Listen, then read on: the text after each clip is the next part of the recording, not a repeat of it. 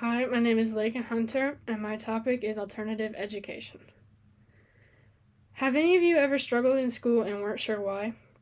For some students, learning can be difficult, whether it's with academics or just lack of motivation. For a long time, there was a general consensus that if you weren't academically successful at school, then you weren't going to be successful in life. But if you had straight A's, then that meant you were going to be very intelligent and would go on to greater things. However, if you were failing tests and getting poor grades, then it was your own fault. The traditional education system has been a one-size-fits-all kind of system, but with alternative education, it has become clear that the old way of doing things is not accepting of all students. Each student has a different educational background, learning style, and enthusiasm about school. Given that academic achievement is influenced by more than just what is being taught, two students from the same class may get very different test results.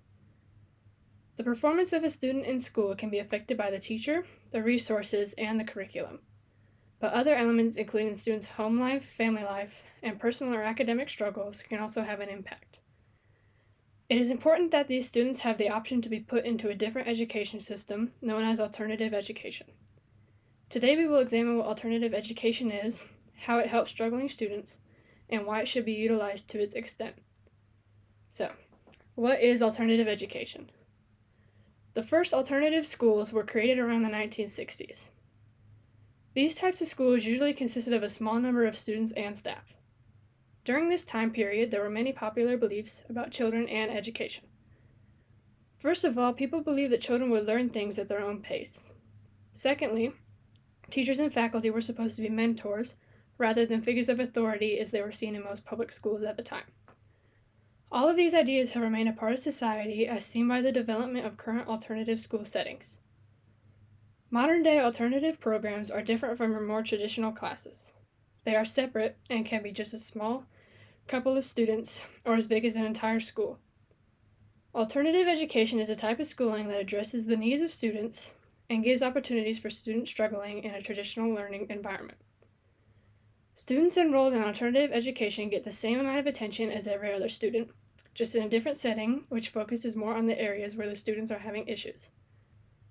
This type of education is absolutely necessary for struggling students to learn as properly and successfully as they can. There are many reasons for alternative education, and the learning problems of a student come from many sources. Some students learn differently for a variety of reasons. Not only are the students who struggle behind academically, but advanced students can also have problems learning in traditional classes. According to Becht and Lovelace, students who are classified as gifted children often face two challenges in traditional school settings. The first is that they become bored. It is difficult for a teacher to continue keeping one or two students challenged when the rest of the class is on schedule.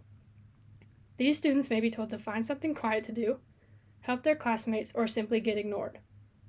They end up bored. Another problem that gifted children may face is they may have learning differences in one subject.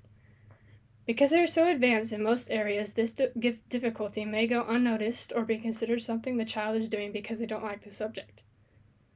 Also, students with ADD or ADHD need an environment where they have little distraction and chances to move around. There are also endless reasons besides these where a student would need alternative education. According to Susan Alsinoy with the FACO Youth Program, scientific evidence has already made one thing quite clear. What are now being called specific learning difficulties are not just excuses for underachievement, as some have been so unkind as to suggest, nor are they the result of the fact that the student is lazy or dumb. They are differences based on neurological conditions over which the student has no control. Regardless of the factors, though, alternative education strives to help these students overcome and thrive. There are always some student systems that need to be challenged. In order to help a student, a plan must be created that pushes against the boundaries. It is important that the plan for the student is discussed with everyone who is involved and willing to do their part to help the student. Once the plan is implemented, the student's progress should be monitored closely.